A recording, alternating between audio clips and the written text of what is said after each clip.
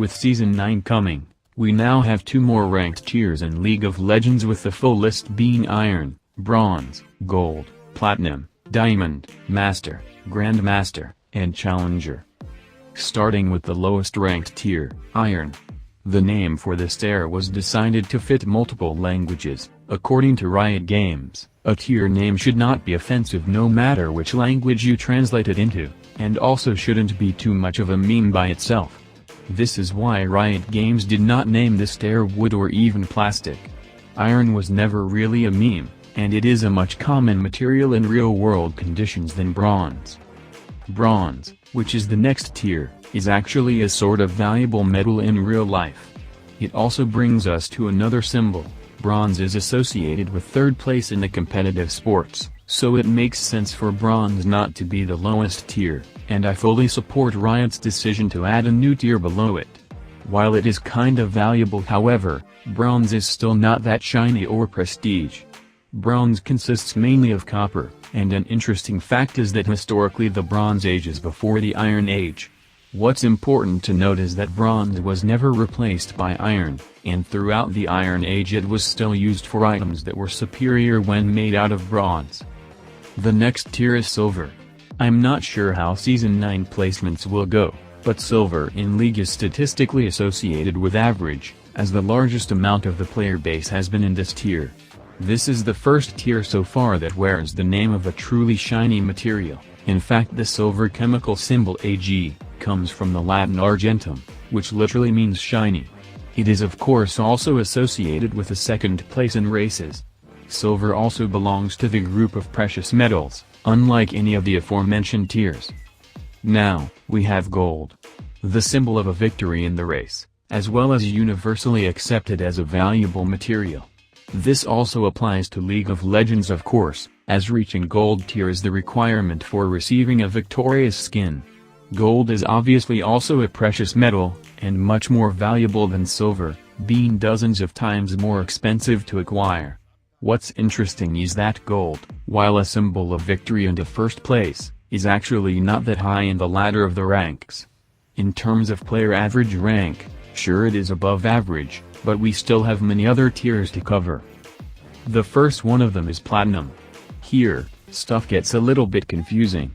Platinum is actually a little cheaper than gold, and it is not normally associated with a ranking in traditional competitive sports. It is still incredibly expensive in comparison with silver. Platinum belongs in the group of noble metals, together with the aforementioned gold and silver, and it does sound sort of more futuristic than the traditional bronze-silver-gold scheme, hence why it has been placed higher than all of these three in the League of Legends rank ladder. Going into the top few percents of the player base, we have Diamond. So far the only tier that is not itself a chemical element is Bronze. Diamond, while consisting of only one chemical element, is a name of the particular form of arrangement of the atoms of that element inside the molecule. As you probably know, diamond is actually carbon, just like the tip of a pencil. However, similarities end pretty much here. Diamonds have an incredible hardness with their hexoctahedral crystal class. Depending on qualities, diamonds can get incredibly expensive, millions of dollars for a piece, making gold, silver, bronze and iron all seem equally inexpensive. Diamond is therefore a truly good name to reward such a high tier with. Now is the point where tiers break from the metal naming altogether. Master. Having absolutely nothing in common with any metal or physical material. Master, however, does still suit the league, because even though it does not fit the scheme of lower ranks, it doesn't really have to. Master and above is where the very best League of Legends players reside. Master is the one who teaches. The master players are considered good enough to be able to teach other players. Grandmaster is also pretty much self-explanatory. Just like masters are above apprentices, grandmasters are above masters. Basically, what those names imply is that from iron to diamond, it is all ranks of apprentices, and then follow the 3 tiers of masters, the second of which is grandmaster. The idea is that these players are even better than masters but just a bit short of cutting the top 200 in the entire region. This brings us to these highest ranked players who are the only ones to bear the rank challenger. Let's look up the exact definition of the word challenger. It has two meanings. First, a person who engages in a contest, and second, a person who disputes the truth of or places themselves in opposition to something.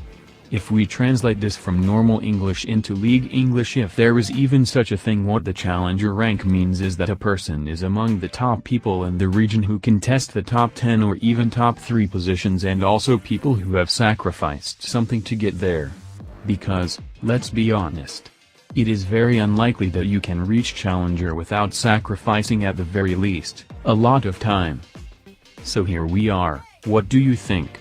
Does the League of Legends rank naming system make sense? I think it certainly does. Make sure to subscribe to the channel if you enjoyed this video, and bye bye.